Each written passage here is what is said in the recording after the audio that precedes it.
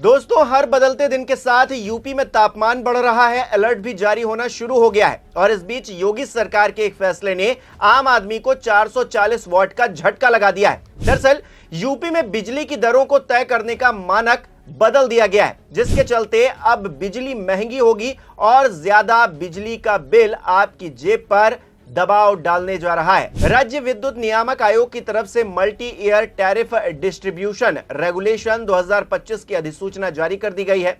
बिजली कंपनियों पर प्रदेश के उपभोक्ताओं का फिलहाल 33,122 करोड़ रुपए बकाया है। इसी बकाया धनराशि की वजह से बीते 5 साल से बिजली दरें नहीं बढ़ रही थी। हालांकि अब बिजली दरें तय करने के मानक बदल दिए गए हैं, जिससे हर साल कंपनियों का उपभोक्ताओं पर करीब 3500 से 4,000 करोड़ रुपए बकाया निकलेगा, जिसे 33,122 करोड़ रुपए से घटाया जाएगा। भविष्य में जब यह रकम शून्य हो जाएगी, तब बिजली कंपनियों की अतिरिक्त रकम को बिजली दरों में इजाफा करके पूरा किया जाएगा। ऐसे में फौरी तौर पर तो नहीं, लेकिन आने वाले दिनों में बिजली की कीमतें लोगों के पसीने छुड़ाने वाली है, ये तय है।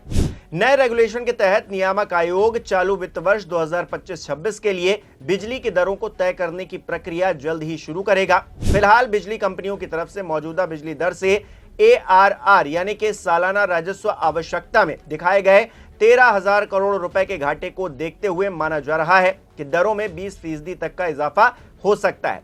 बिजली कंपनियों द्वारा आयोग में दाखिल किए गए 1 लाख करोड़ रुपए से ज्यादा के ARR में लगभग 70,000 करोड़ रुपए की बिजली खरीद प्रस्तावित की गई है। बिजली कंपनियों ने ऑपरेशन और मेंटेनेंस खर्च को मिलाकर प्रशासनिक एवं सामान्य व्यय के लिए लगभग 11,800 करोड़ रुपए ARR में प्रस्तावित किए हैं। पुराने मानकों के आधार पर 11,800 करोड़ रुपए के दावे में 4,500 करोड़ रुपए तक कम हो सकते थे। हालांकि नए मानकों में यह कटौती 2,000 करोड़ रुपए से ज्यादा की नहीं हो सकेगी। 2024-25 में बिजली कंपनियों ने ARR में इस मद में लगभग 10,789 करोड़ रुपए प्रस्तावित किए थे, जबकि 6,478 करोड़ रुपए ही किया गया था। 2023-24 के टैरिफ आदेश में बिजली दरें 10.67% वितरण हानियों पर तय की गई थी, लेकिन 2024-25 में 13.09% पर बिजली दरें जारी की गई।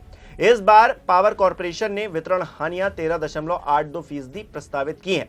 कहा जा रहा है कि इसका फायदा बिजली कंपनियों और निजी घरानों को होगा और आपको आने वाले दिनों में महंगी बिजली के लिए तैयार रहना चाहिए। हालांकि दूसरी तरफ उपभोक्ता परिषद ने विरोध के सुर बुलंद कर दिए हैं और कहा है कि इस बार के रेगुलेशन में जिस तरह से केंद्र सरकार द्वारा बनाए गए रूल्स के तहत बदलाव किया गया है, उससे प्रदेश के विद्युत उपभोक्ताओं का काफी नुकसान होगा। इससे आने वाले निजी घरानों के लिए नया रास्ता खोला गया है कि हर हाल में उन्हें फायदा हो, लेकिन उपभोक्ता परिषद इस मंसूबे को कामयाब नहीं होने देगा। प्राइवेटाइजेशन या PPP का प्रयोग करते समय कर्मचारियों के हितों का पूरा ध्यान रखा जाएगा और हम जो भी कह रहे हैं, जो भी कर रहे हैं, मैं अपनी ईगो के लिए नहीं है, माननीय मुख्यमंत्री जी के ईगो के लिए नहीं, हम राज्य के हित में राज्य की जनता को 24 घंटे बिजली देने के लिए कर रहे हैं। राज्य की जनता को जो संतुष्ट क्वालिटी पावर देने के लिए कर रहा हूं। कुछ वक्त पहले सदन में ऊर्जा मंत्री ये बयान दे रहे थे, प्राइवेटाइजेशन के फायदे गिनवा रहे थे, आम जनता के नफे की बात कर रहे थे। लेकिन क्या आपको लगता है कि नेताओं को इस बात से फर्क भी पड़ता है? पिछले साल खबर आई थी कि लखनऊ के दारुल शफा में विधायकों के सरकारी आवासों का 38,71,658 रुपए का बिजली बिल बकाया है।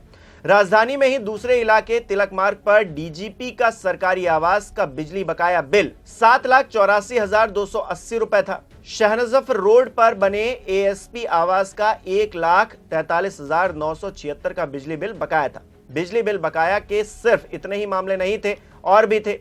अगर किसी विभाग ने 3 साल से बिजली का बिल नहीं जमा किया तो उसे नॉन पेमेंट कैटेगरी में डाल दिया जा रहा है, जबकि आम आदमी 3 महीने तक बिजली बिल ना जमा करे तो कर्मचारी कनेक्शन काटकर चले जाते हैं और फिर कनेक्शन जुड़वाने के अलग से पैसे लोगों को देने पड़ते हैं। पिछले साल बिजली विभाग एक अजीबोगरीब नियम भी लेकर आया था, जिसके तहत बकायेदार को रात 9 बजे से 12 बजे तक फोन कर उसकी नींद खराब करने का प्लान बनाया गया था। वो प्लान कितना सफल रहा, कितना सक्सेसफुल रहा, ये तो पता नहीं, लेकिन आपकी जेब काटने का प्लान अब बन चुका है। आपके ऊपर होने जा रही बिजली विभाग की इस नई डकैती को आप कैसे देखते हैं, हमें कमेंट करके जरूर बताएं।